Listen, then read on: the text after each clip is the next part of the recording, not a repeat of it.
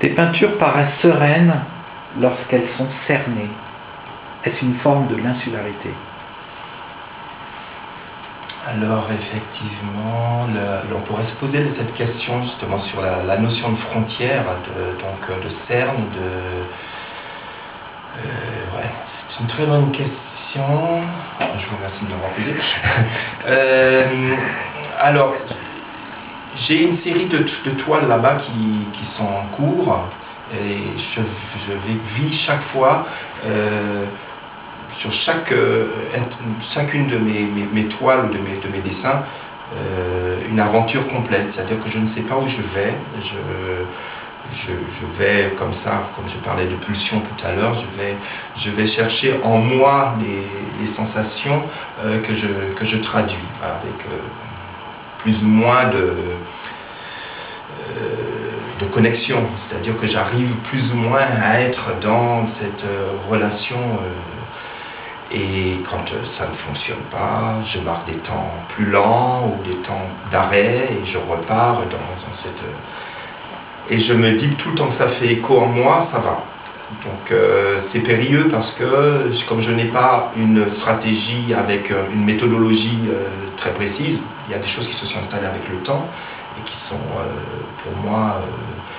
des repères, c'est-à-dire quelque part un peu comme des béquilles qui viennent sous-tendre cette spontanéité.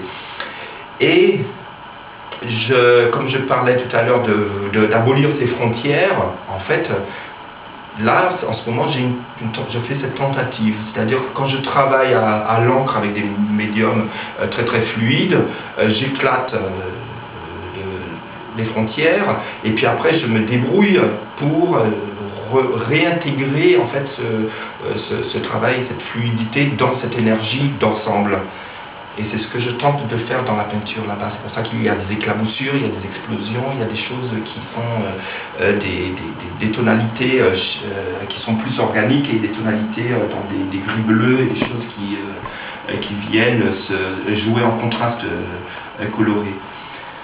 Alors, ça serait drôle de revoir ces toiles après, une fois qu'elles sont terminées. Pour l'instant, j'ai vécu ça avec de l'encre, avec quelque chose de très très graphique au rotring à la plume, et puis avec des grosses giclures d'encre, des parties plus transparentes, des parties plus opaques, et finalement, le travail qui en résulte est d'un seul jet à la fin, et fait forme tout. Et voilà. Donc voilà, je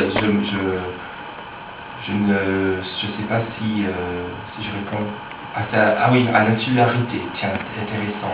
Est-ce que l'insularité va conditionner justement cette forme de cerne et d'ouverture? Est-ce que... Oui, j'ai déjà eu ce sentiment d'être effectivement un peu cloisonné sur une île, parce que forcément il y a un réseau qui concerne ma pratique d'art plastique qui fait qu'à un moment on se sent un petit peu à l'étroit et tout est prise de risque, puisque le petit microcosme fait qu'il a une interinfluence très rapide. Mais j'ai vécu ça assez bien parce qu'on a pu pas mal voyager, parce que je faisais partie d'un groupe qui s'appelle le GEP Totem, le groupe d'expression plastique Totem. Donc on dit plus facilement le groupe Totem.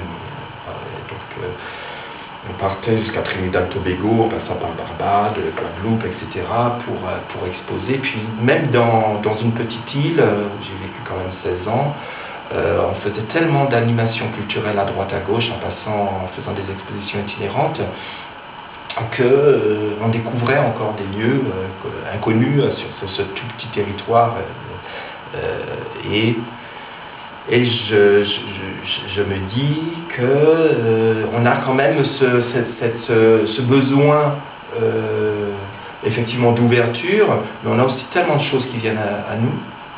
Parce que si je réfléchis bien aussi, une île, c'est aussi un croisement de civilisation. Il y a énormément de choses qui s'y passent au niveau déjà des gènes qui circulent entre les Amérindiens qui étaient là, les Africains qui sont arrivés avec d'abord les Européens qui ont amené les Africains, plus tous les commerçants, les Syriens qui sont en grand nombre, qui sont des commerçants aussi. Il y a un apport culturel tellement important. Breton y a séjourné avec, pour une partie des surréalistes en quittant l'Europe pour aller vers les États-Unis. Donc il y a une espèce de... Tout le temps des passages, il y a combien d'avions qui atterrissent dans la journée, qui ramènent aussi des choses nouvelles. Donc on est... puis les frontières s'abolissent avec les médias. Donc il y a énormément de choses. Et puis sur un tout petit territoire comme ça, on s'aperçoit qu'en fait on vit beaucoup de grandes distances. Parce que quand, par exemple, si on vit en région parisienne, on ne fait pas beaucoup plus de kilomètres. Parce que finalement, le commun des mortels, il fait quoi, dans la journée, il fait peut-être 20-25 km. Aller-retour au pire, et finalement on n'a pas le temps de sentir. Donc en ce qui concerne mon travail, cette limite, cette frontière est pour l'instant pour moi plus axée sur le besoin de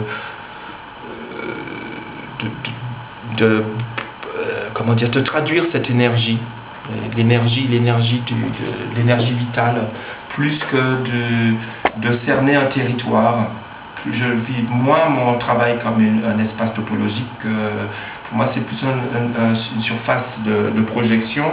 Et à la limite, je peux plus ou moins y créer une profondeur, mais pas limité dans la fragmentation.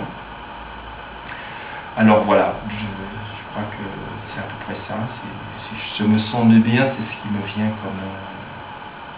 voilà. Préoccupation.